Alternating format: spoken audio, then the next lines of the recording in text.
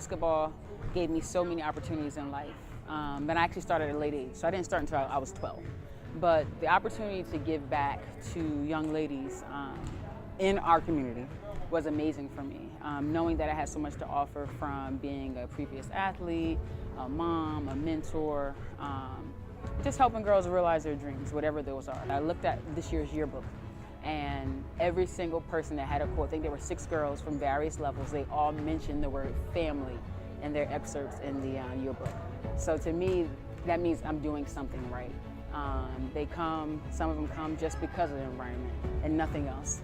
It's like, oh, I like basketball, but I really come because of family. Because basketball for me, and for most of us, it's just an example of life, but in a different format. And so being able to use basketball, that platform to teach, that's the biggest thing in my program. That's been in my mission statement since day one. I think coaching for me has been so much fun because I'm not doing anything outside of the norm. I'm being exactly who I am. I'm not anything different. And the fact that that's okay, that that's accepted here, that's accepted by parents, by the girls, I love it. So it's really easy. Yeah, but I don't take it lightly, and they all know it.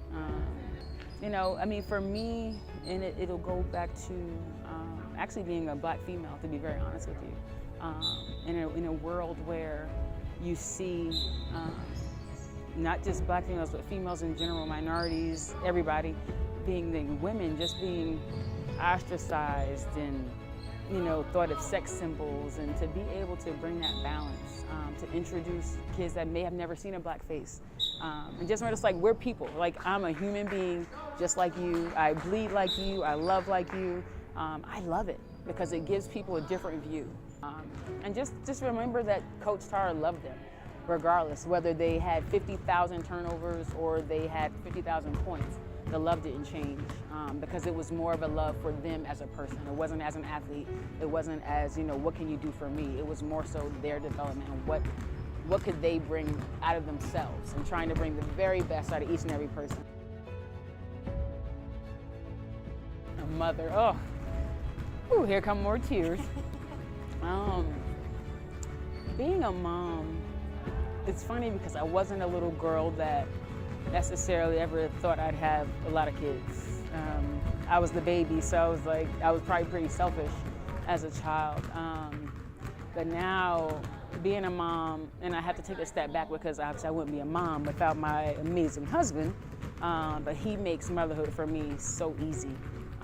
Obviously being away a lot with basketball, just cherishing the time that I have with the girls, the love, they're just, regardless, again, bad day, good day, doesn't matter, they just love you the same. And so to know that I've impacted and created, and God allowed these beautiful little creatures to come through me, and their futures are gonna be, you know, I mean, I think it's part of the challenge of making sure that I don't destroy what God has provided for me. I love them. I love being a mom.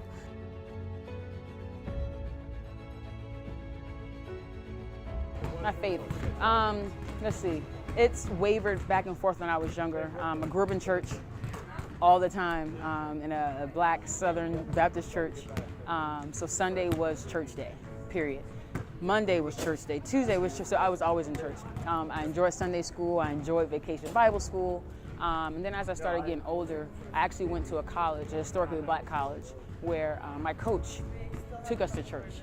And so it became okay. Sometimes as a young adult, especially growing up in the inner city, it's a little bit difficult to acknowledge Christ. But when I got to college, it was like, oh, we're going to church together? Oh, and we're praying together after every single practice?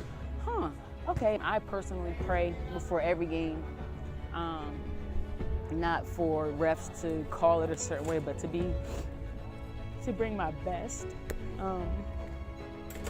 every day for these girls, because it means that much to me. I don't know how you could coach and not believe that God has your back, because there are days when you're way up and there are days when you're very, very low and feel like, I can't affect these kids. I'm not doing something right. What is wrong with me?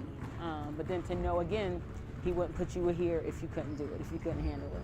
So I rely very heavily on God and just Because I like my one thing that my sister and I always say is IBG, which I believe God. I believe God for everything in me. I believe God for putting me in these situations. I believe God for my life. So, and then God had it so that I met an amazing man who balanced me out so much from a not a religious perspective, but just that Christ-centeredness together. And so now you see every day, like I always say to the girls, and they don't understand that it's a faith-based thing, some of them, but I'm telling them tomorrow's not promised, and to always get everything you have today, embrace every opportunity we have. I don't know, I mean, I know for a fact that I have so much more in this life to do. And so I look forward and trust God, like with my whole heart. That I'm supposed to be here.